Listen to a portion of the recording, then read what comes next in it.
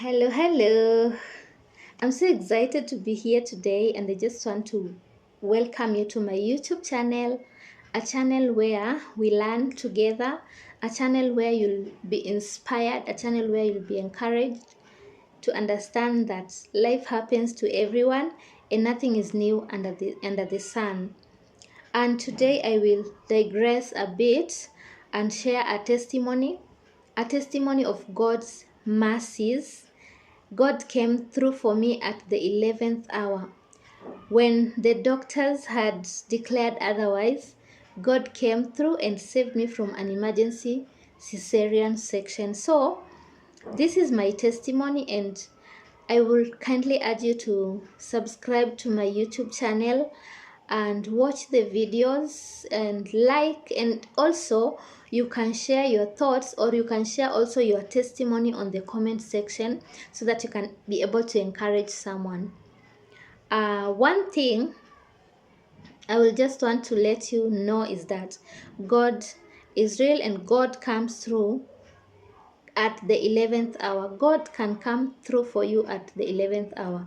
So this is my testimony, and I hope you'll be encouraged by it. When I discovered I am carrying a baby, my baby, I was surprised because I thought I was done with babies, but God decided to surprise me with this one.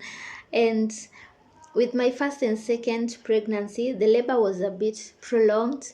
I remember with my firstborn, I labored for almost 12 plus hours. And for my second born, I didn't experience contractions, so I went for an induction. For my third born, I told God this one should be different because I have prayed and you have answered.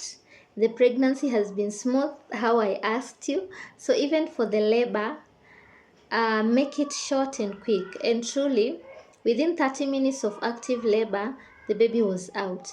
Now for my fourth baby, I told God the same. I told him I do not want to experience prolonged labor because labor drains. It really drains, and especially active hours of labor. Ni ngumu. It's a pain that is out of this world. So with this, I also told God the same. So when the EDD was almost approaching, you understand, mothers, those who have gone through a pregnancy, there are those false contractions. So I remember I started having some false contractions, but 4 days to my EDD, the contractions became intense. But also as a as a mother, as a fourth time mother, I was like, this one can wait. I was able to tell this is not real labor because the real labor contractions are in intervals, but these ones would come and go, come and go, come and go. So I decided to chill and wait, and the contractions became intense. Like the contractions will be intense, then disappear completely. Of which, as a pregnant, if you're pregnant and you experience that, please go to the hospital because that is not a good sign. It really reduces the baby's uh, like the heartbeat of the baby, the fetal movement. The fetal movement reduces with time, and the baby becomes distressed. So if you're pregnant and you realize that you're having contractions, then they disappear completely, then they come again intensely, then disappear, please see the doctor as soon as possible so that you can be able to save the baby. So this was my case. I had never experienced something like that, but luckily I had my sister who is a nurse, and I remember the night before I went to the hospital the following day, the contractions were so intense, and the baby was kicking so much vigorously until I was shaking. This was not normal. I was feeling like something is not right. So the following day, the contractions disappeared again. But I decided to go to the hospital because my sister had told me, just go to the hospital because uh, with these contractions, just go. Let the baby's heartbeat be checked. So I decided to pack pole pole too, because now when you're not in active labor, you're not in a hurry. And I decided to go to the hospital, checked in, went to I saw my gyna, and the one I had booked with was not around, so I was booked to a very nice mzee gyna, and when he checked me, I was already dilated. I was on the first stage of labor, some few centimeters dilated. So he decided they're booking me for delivery. And that was now when the contractions became intense, very intense. Like it's like the baby was waiting for me to go to the hospital so that he can increase the the intensity of the contractions. So mi huyo nikaingia labor, and those who know labor, they know what labor is. I really labored for some time, but again I realized the heartbeat was being monitored, and the doctor told us that the heartbeat was not okay. Like the baby was in distress, sort of, but the calm demeanor of the doctors, they're explaining, but with a lot of reassurance and everything. And so, to me, everything was normal. And I had told God, I'm going, and I know you've gone ahead of me. I know your angels are there. I know you're present, even in that room. So I was so much calm, with peace, a lot of peace and reassurance, knowing that everything was going to turn out okay. After some few hours of laboring, I called the nurse, and because I was in so much pain, and was telling the nurse, hey, would you kindly check if maybe I have fully dilated, because this pain is out of the world. And she told me, no, you have some time, but let me call the doctor. And the doctor came. So when they checked, the doctor tried to break my water, all my babies.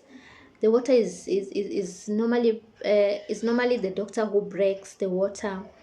So when he tried to break the water, there was no water that came out, like nothing. And now this raised an alarm. This was a very big red flag.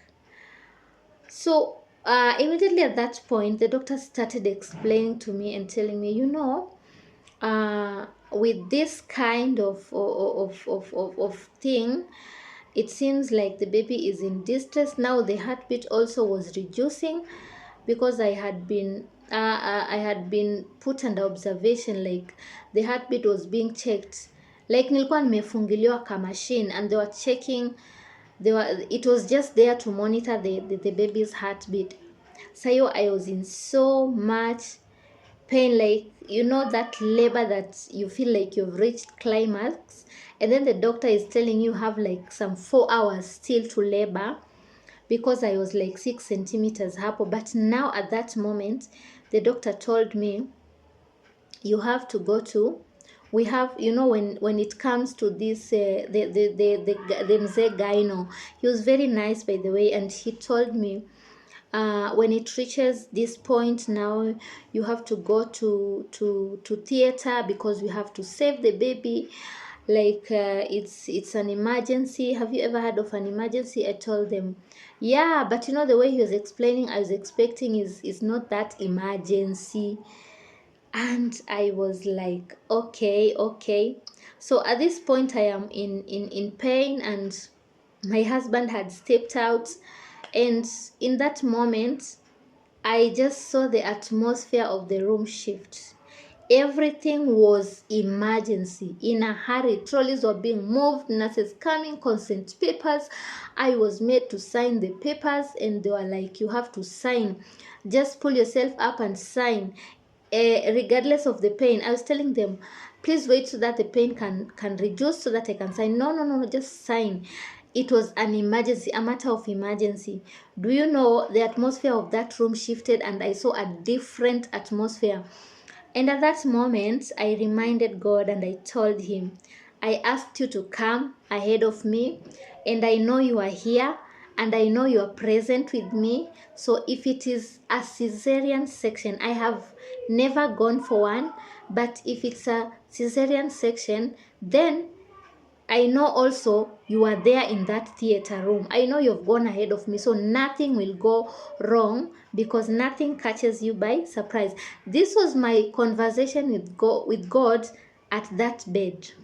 And trust me, and I left it at that, and I was so peaceful. I was like, okay, bring the papers. I signed, and I signed everything.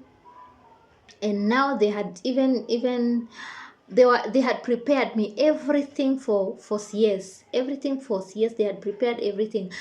The doctor was waiting me at the theater room, and at that moment a young guy was just wheeling the bed so that he can raise it, so they wheel me to the theater. At that point I just felt an urge to push out the baby, and I told the nurse, I feel like pushing the baby. I feel like pushing. And the nurse was like, call the doctor. Before even he said anything, I just positioned myself and pushed out the baby once. And I had my baby crying at my hapo tu kwa miguu yangu. Do you know that caught everyone by surprise? Even the nurses were caught unaware because they started looking for the gloves and everything to handle the baby. And I was like, oh God, you just saved me from the knife. And even the nurses, one nurse told me, the God that you've called on that bed has heard you. I left a testimony in that hospital, and I remember the young man who was ready to will me. He was the following day he came and he was telling me he saw my baby and he said, huende alikataa kwenda huko theater. So I really left a testimony in that hospital because even the doctor was surprised how it had happened. But one thing I know, God was present, and God was the one who had saved me from a cesarean section. I knew even if I had gone for a CS, I know that God was already there and he had gone ahead of me, because nothing catches God by surprise. That is what I know. Everything that happens, God is always aware of it, and he's always present. One thing I would like to tell you, as long as you've put a matter in God's hands, don't go to worry over it again. Just trust him to handle it in his own way. God is able. He is able to do exceedingly abundantly beyond our imagination. So sometimes we worry too much what we already have given to God. So stop worrying over the issues that you've given God, because he's already handling them in his best way. I hope this testimony encourages someone, and I hope if you had given up hope, know that God is always there and he comes at the right time. He's never late. He's never late. So don't feel left out. Don't feel abandoned. God is there in your situation. God bless you. Thank you for being here.